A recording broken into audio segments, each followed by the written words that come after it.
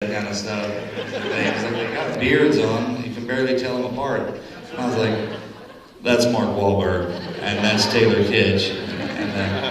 So it was just little stuff like that. And he told me right in the beginning, when we first started doing this, he's like, if you have any questions, and this rang true with all of my teammates, he's like, call me offline. I mean, we don't ever do anything, you don't start yelling at somebody, and especially at the boss in front of the men. That's a military thing, as opposed to, I would imagine it's a Hollywood thing too. You just say, hey, can we talk offline a little bit? And we'd walk over, and he's like, this is my opinion, this is what I think, and this is how it should go down. And then he would explain it to me in Hollywood terms, and I didn't get it. So I said, obviously he's smarter than I am, so he knows what's going on. So pick and choose my battles, but at least he had the wherewithal and just the overall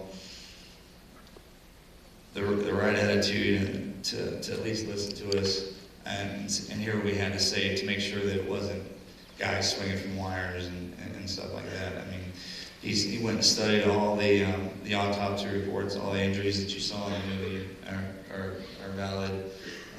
The gun battle in real life lasted for over 3 hours. I'm not really sure how long the movie was, but I don't think it was 3 hours long. So, and then I was also in the village for 5 days, and it was a nighttime rescue. But like I said, having to deal with the things that you have to deal with in Hollywood, I'm learning really fast that it's sometimes it's a lot of red tape you have to cut through. I'm not trying to hope that didn't hurt anybody's feelings if you're a red tape guy.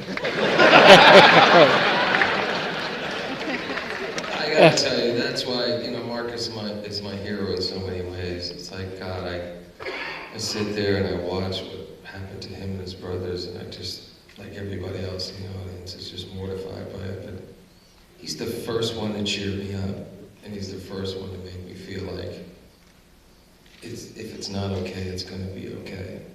To consider what he's been through, what he endured, and what he continues to have to overcome on a daily basis, whether it be physically or mentally healing. He's doing that.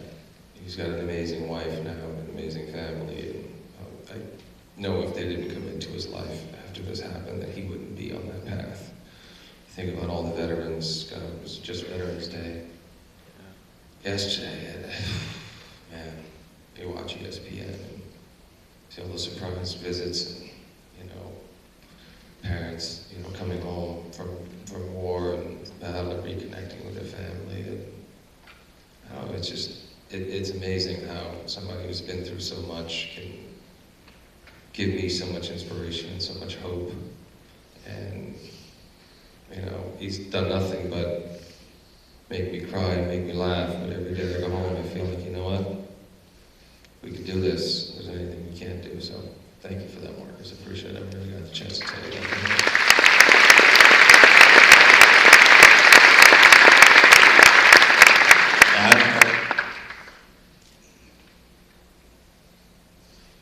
Well, I'd like to introduce my wife. First of all, her name is Melanie.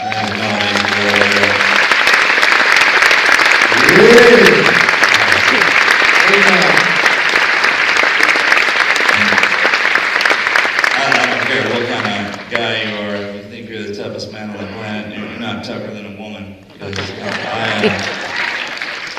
learned real fast that I call it the dark ages because I don't really remember much of it once they released me from the military. And when she found me, she drugged me out of that hole I was in. And man, I owe her my life. I definitely wouldn't be sitting up here. Every day I wake up in the morning, I just thank God Almighty. And even if you don't believe in God, if you're married, there's got to be a reason why a woman would be with you. Because men overall, we're just completely just like, hey, look, something shiny's on the ground. One of them kind of deal. I seriously thank her every day for being my wife. Every single day, I make sure that I tell her that I love her at least 20 times a day, and that I tell her, thank you so much. I don't know if you were slumming the day you found me, or what was going on, is this sympathy or something. But, yeah, the minute I met her, I was like, oh yeah, we're getting married. It's one of those threatening looks, but it just didn't work. She's a lot tougher than I am, so I love you, honey.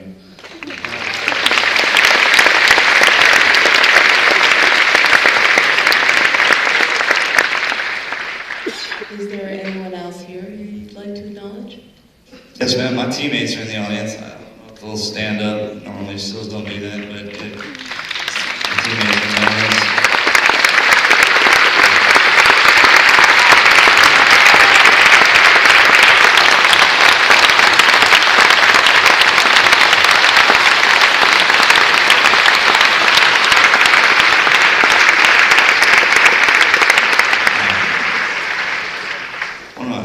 All of my friends are Navy SEALs except for there's 9 of us that have grown up since we were 11 years old, and one of my buddies since we were 11 years old, Andy McGee and his wife Paige are over there supporting me.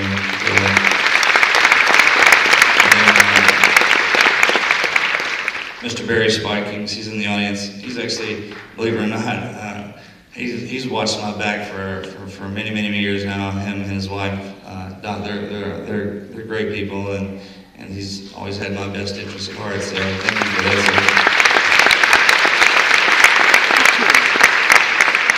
And then just the cast and crew, and all y'all really for taking the time out of your day to come out here and watch this film and support my teammates and what they did up on the mountain that day.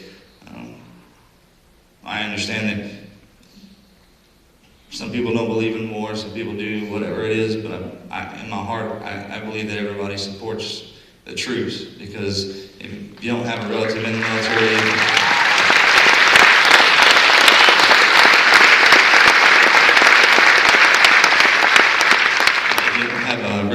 military, you probably know somebody who does, and that's what makes this country great, is that we, no matter, well, I'm not a political guy or anything like that, but I just think that no matter what side you sit on or anything like that, as Americans, we all come together when we need to as a team and make things right. I mean, sometimes you gotta slap us around a little bit and knock us down to a knee, but when you finally do that and you see that look in our eye, and you're like, hey, we're coming at you, and we're not gonna fold as a country. You know, that's what I love about being an American. So.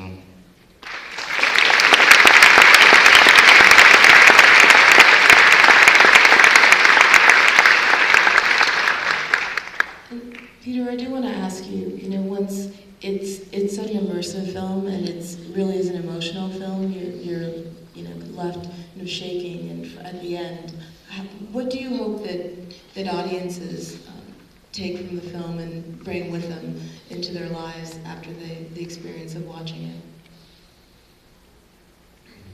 I mean, I think for me, hopefully it won't be so much in the next year and 2 years, but for the last 10 years, I've noticed myself picking up the newspaper, going online and seeing that 4 Marines were killed in Fallujah, or 6 Navy SEALs were killed in northern Iraq, or 21 Navy SEALs were killed in a helicopter. And I look at these stories, and just the nature of the news cycle, the speed that we all live in today is understandably so intense that we can't really process it. And I wanted to give people an opportunity to turn the phones off, to be quiet, to take a few breaths, and to understand what these men who I really have come to believe are the very best and brightest and just the most decent human beings that we as a country can offer.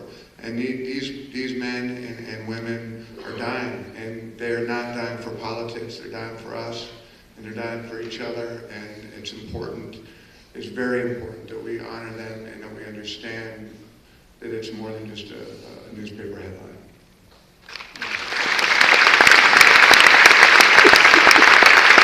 Let's go have a drink. You guys want to have a drink? You've been great.